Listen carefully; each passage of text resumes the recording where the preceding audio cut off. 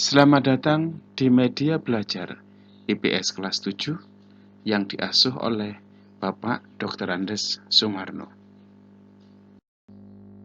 Anak-anakku sekalian, hari ini kita akan mempelajari periodisasi masa praaksara. Tujuan pembelajaran: melalui kegiatan pembelajaran menggunakan metode daring, peserta didik dapat menjelaskan tentang periodisasi masa praaksara. Periodisasi masa praaksara digolongkan menjadi geologis dan arkeologis. Berdasarkan geologisnya dibagi menjadi 4, yaitu zaman Archaikum, di mana kulit bumi masih panas sekali; zaman Paleozoikum, di mana sudah ada kehidupan; zaman Mesozoikum, sudah adanya reptil raksasa; dan zaman Neozoikum, di mana zaman hidup baru sampai kini. Sedangkan pembabakan berdasarkan arkeologis dibagi menjadi zaman batu dan zaman logam. Zaman batu ketika manusia masih menggunakan alat-alat yang hanya terbuat dari batu, sedangkan zaman logam di mana manusia sudah mengenal logam dalam kehidupannya. Zaman Archaikum. Zaman Archaikum merupakan zaman tertua. Zaman ini berlangsung kira-kira 2.500 juta tahun yang lalu. Pada waktu itu, kulit bumi masih sangat panas, sehingga belum terdapat kehidupan di atasnya. Zaman Paleozoikum, zaman kehidupan tua, berlangsung kira-kira sejak 340 juta tahun yang lalu. Zaman ini sudah ditandai dengan munculnya tanda-tanda kehidupan. Antara lain, munculnya binatang-binatang kecil yang tidak bertulang belakang, berbagai jenis ikan, amfibi, dan reptil. Zaman Mesozoikum, zaman kehidupan pertengahan, berlangsung sejak kira-kira 140 juta tahun yang lalu. Pada zaman ini, kehidupan di bumi makin berkembang. Binatang-binatang mencapai bentuk tubuh yang besar sekali. Kita mengenalnya sebagai dinosaurus. Di samping itu, juga mulai muncul berbagai jenis burung. Zaman Mesozoikum disebut pula dengan zaman reptil, karena pada zaman ini jenis binatang reptil yang paling banyak ditemukan.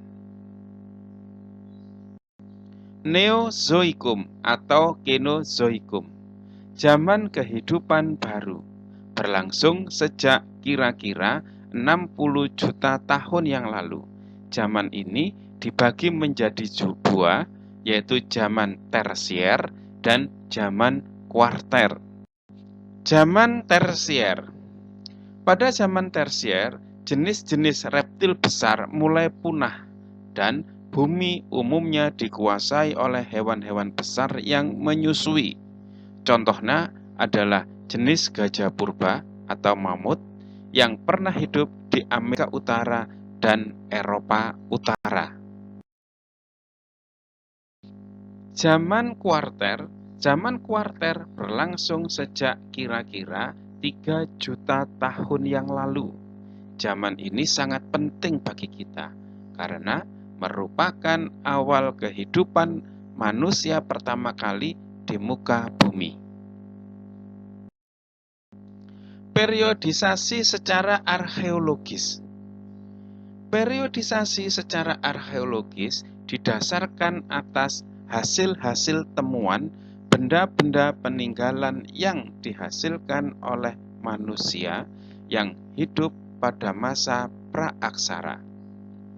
Berdasarkan penelitian terhadap benda-benda tersebut, masa praaksara dibedakan menjadi 2, yaitu zaman batu dan zaman logam. Zaman batu, zaman ketika sebagian besar perkakas penunjang kehidupan manusia terbuat dari batu. Berdasarkan hasil temuan alat-alat yang digunakan dan dari cara pengerjaannya, zaman batu dibagi menjadi 3, yaitu Paleolitikum, Mesolitikum, dan Neolitikum.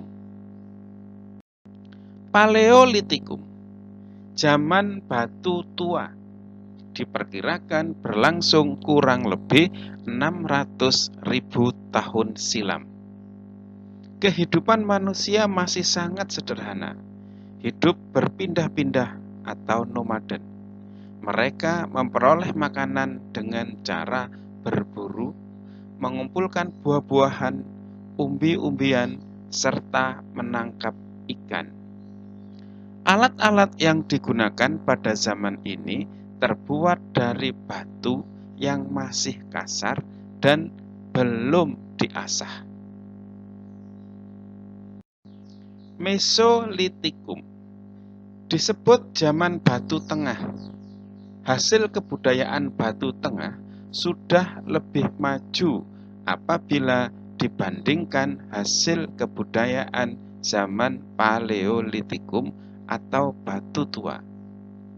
Pada zaman ini, manusia sudah ada yang hidup menetap, sehingga kebudayaan yang menjadi ciri zaman ini adalah kebudayaan Keukenmodinger dan kebudayaan Abruzos.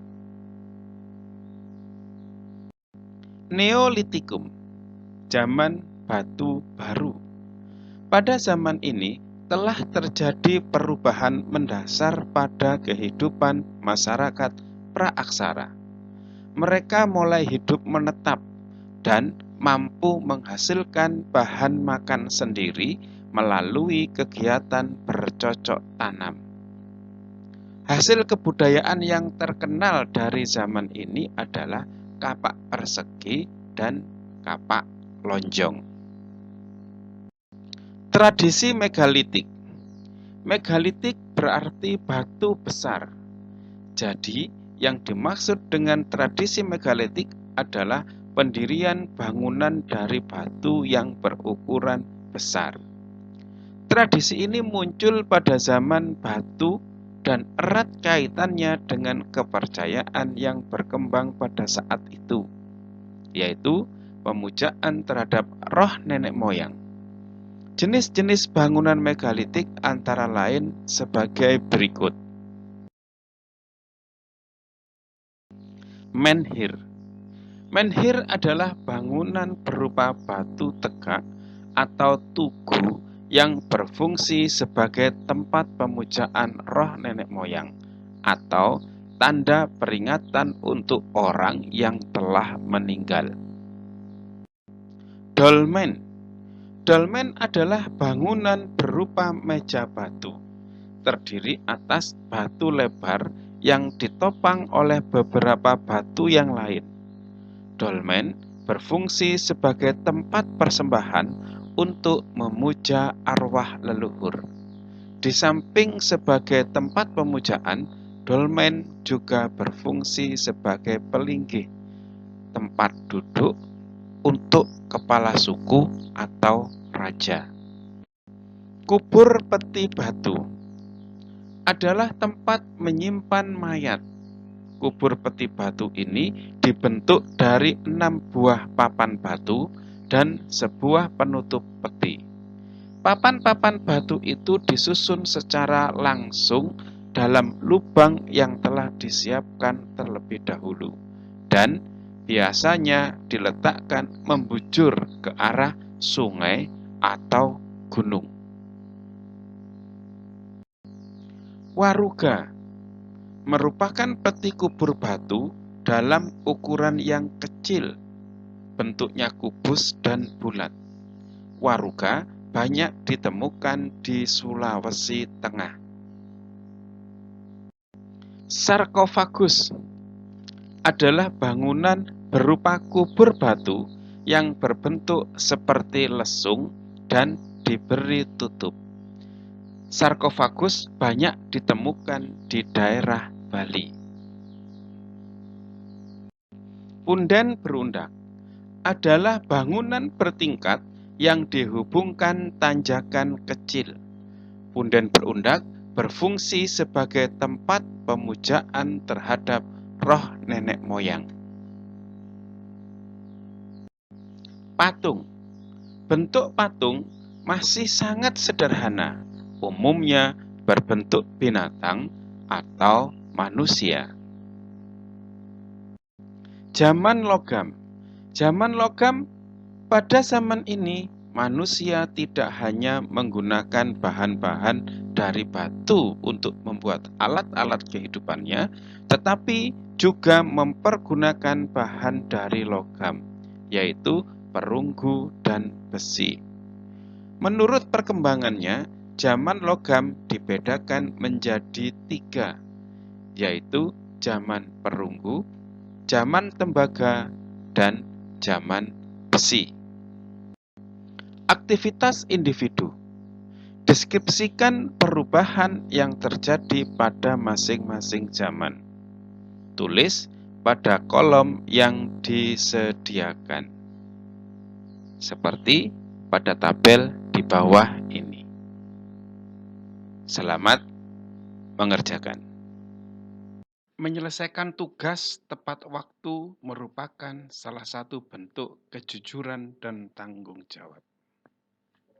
Pembiasaan untuk jujur dan bertanggung jawab di lingkungan sekolah merupakan langkah awal untuk tindak anti korupsi.